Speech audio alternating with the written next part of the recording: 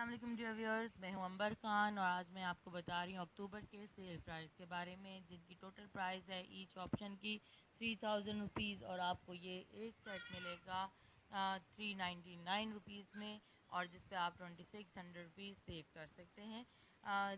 कैसे मिलना है? 100 BPs पर आप एक ऑप्शन ले सकते हैं। पहले हम बात करते हैं कॉस्मेटिक्स लवर्स के लिए।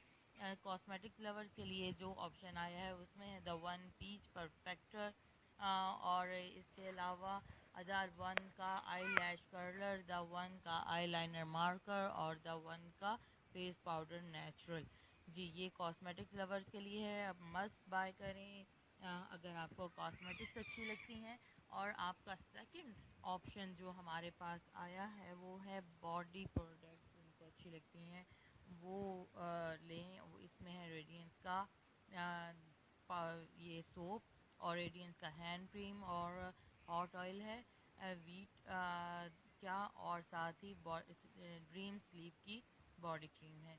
ये मस्ट अवेल करें जिनको विंटर में अपनी नरिश स्किन बनानी है विंटर के लिए, ताकि वो विंटर में ड्राई स्किन नॉर्मल रहे आपकी।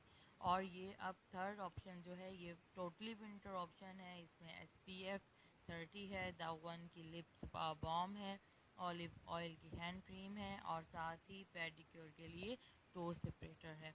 ये 4 प्रोडक्ट्स आपको 399 यानी 399 रुपये की मिलेंगी और आप इसको अवेल कर सकते हैं 100 BP करने पर।